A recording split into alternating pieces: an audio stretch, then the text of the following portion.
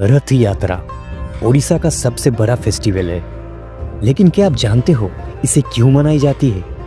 कई सदियों पहले एक वनवासी मुखिया थे, विश्ववासु। वो एक रहस्यमय देवता की पूजा करते थे जिनका नाम था नीलमाधव।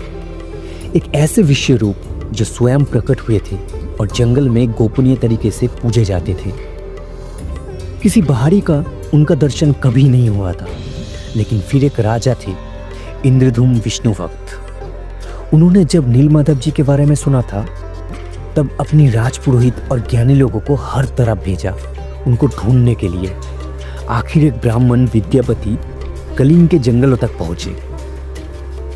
विश्वासु विद्यापति के आंखों पर पट्टी बांध के ले गए नीलमाधव जी के दर्शन कराने।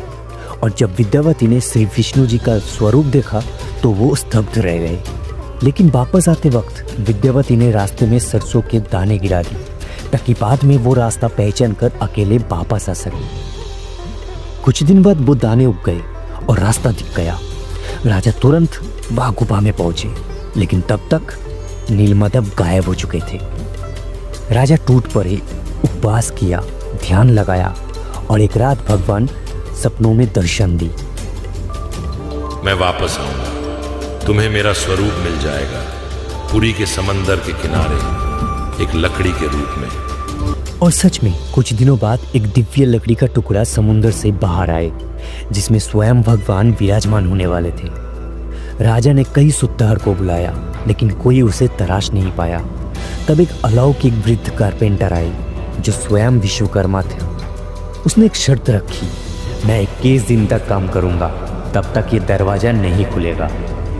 14 दिन बीत गए और कमरे से आवाज आना बंद हो गए। रानी गुंडचा घबरा गई और उन्होंने दरवाजा खोल दी और उसी वक्त वो कारपेंटर गायब हो गया था। लेकिन उस जगह विराजमान थे महाप्रभु जगन्नाथ, बलभद्र और देवी सुभद्रा, अधूरे, बिना बाहु और पैरों के, लेकिन आंखें बड़ी कोमल और संवेदना से भरी हुई, जैसे वो इसी रूप के लिए बने हों। राजा आनंद से भर गए।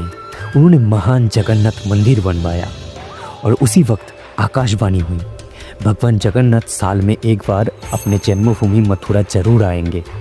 स्कंद पुराण के उत्कलखंड के अनुसार राजा इंद्रधम ने आषाढ़ शुक्ल द्वितीया के दिन प्रभु के उनके जन्मभूमि जाने की व्यवस्था की।